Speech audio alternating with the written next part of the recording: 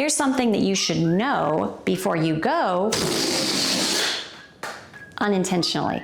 I'm Dr. Christina, a doctor of physical therapy, and today I'm going to talk to you about the principles of why people have leakage when they feel like they need to pee and how you can prevent that from happening. Save yourself a couple more minutes so you can make it to the bathroom before you go. So the topic at hand today is going to be the pelvic floor. Oftentimes when I find that women or men have issues with incontinence, it's because they have a tension in their pelvic floor. Now, I don't want you to think of the pelvic floor as being one just continuous sling underneath the organs, which is how a lot of us like to think about it.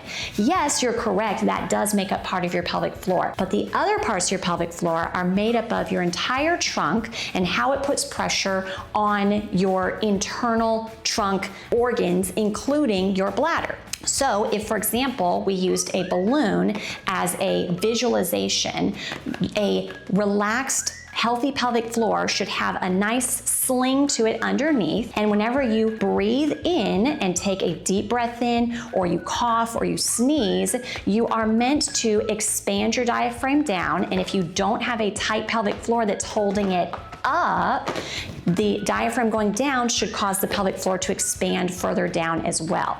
And then in the reverse, when the diaphragm comes back up as you exhale, your diaphragm should retract back up and your pelvic floor should also settle nicely back into its nice natural sling. However, what happens whenever you have tightness in the bottom of your pelvic floor, and specifically the bottom back half of your pelvic floor? I want you to think of your pelvic floor as being two triangles, with the middle being right in the center of the pelvic floor, right between your ischial tuberosities, your sit bones of your pelvis, okay? And so if the front of that pelvic floor is the muscles that control you being able to hold your pee and urine in and not have incontinence, and the back of your pelvic floor is what allows you to let go of bowel movements and then not be constipated, we're going to talk about what happens when you have tension in the back triangle of your pelvic floor. So like I said, we're going to use this balloon as visualization, and we're going to pretend that this would be the center, but we're on the back half of the pelvic floor is really tight, so it's pushing up into that balloon, up into your abdominal cavity, and not allowing things to descend like they should when you breathe in, you cough, you sneeze, or laugh, right? So if we've already got tension there, and then on top of that, what I often find is that people tend to have poor posturing in addition to the tension in the back of their pelvic floor. Poor posturing specifically being having what we call a lordosis. I know a lot of you know what I'm talking about, having that increased arch in your back. What that does to your intra-abdominal cavity is you've already got the pressure in the back of your pelvic floor. Now you've got pressure pushing forward, okay? Then on top of that, you went ahead and sneezed, or you went ahead and coughed, or you jumped, or you laughed, okay? Now we know from this visualization that pressure can't go up because you're pushing down with the diaphragm. It can't go down towards the back because the pelvic floor is so tight that it's just gonna squash it, and it can't go straight back because you're standing with that lordosis. So the only place left for it to go is front and forward, and that's how we lose our control of our bladder. So oftentimes what I tell people is, of course we wanna work on releasing your posterior pelvic floor, the back side of your pelvic floor. Of course, we want to work on improving your core engagement so that way you can pull that pressure backwards and open up that balloon backwards and not have that pressure forward on it. But that can take some time to learn. So I want to teach you a real quick tip, trick, idea to do in the moment when you're trying to hold on to that pee just a little bit longer. The exercises that we're going to do for that are going to include doing a standing pelvic tilt. That's going to look like this. Starting from that lordotic position, we're going to pull our belly button in like we're trying to get real skinny, perform a reverse crunch of our abdominal muscles, all right? If a regular crunch looks like shoulders coming up off the ground and we're curling this way, then a reverse crunch would look like curling this way. It lengthens my back as I do that, okay? Now I'm gonna do this without squeezing my bottom, which is a common compensation that most people do.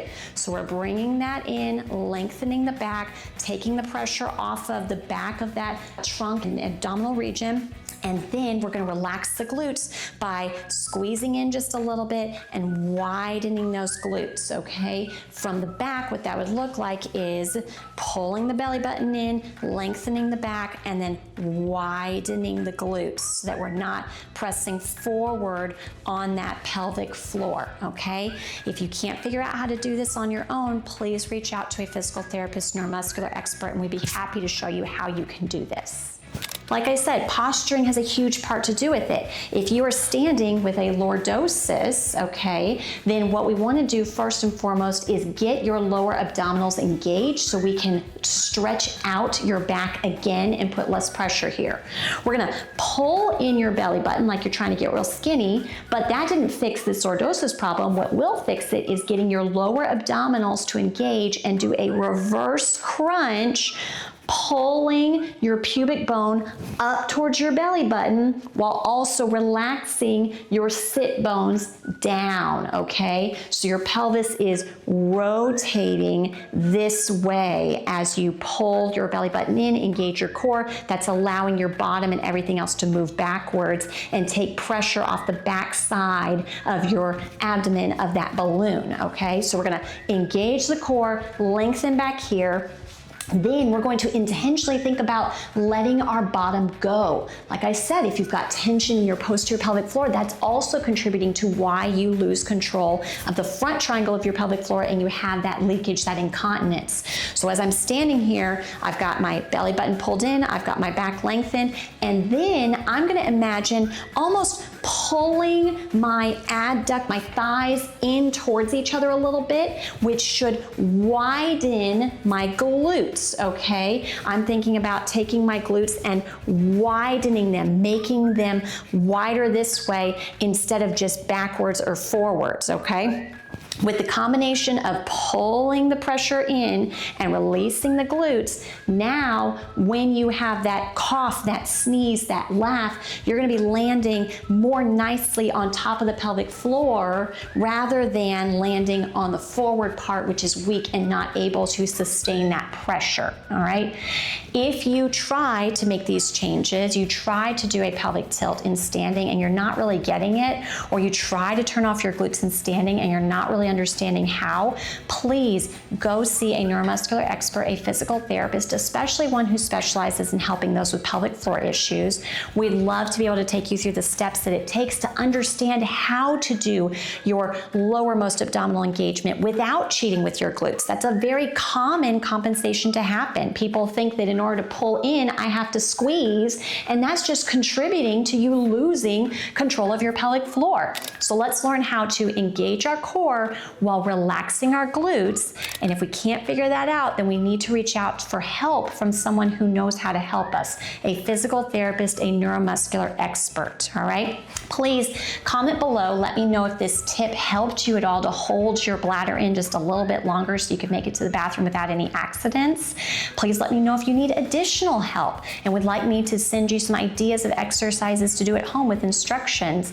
If you found this helpful, also share with your friends, your family members that you know need help with this video. It's not a topic that a lot of people like to discuss, but because of that reason, there's been way too many people suffering from way too long from embarrassment with these kind of issues. We want to make this knowledge widespread so people can help themselves become more independent on their own.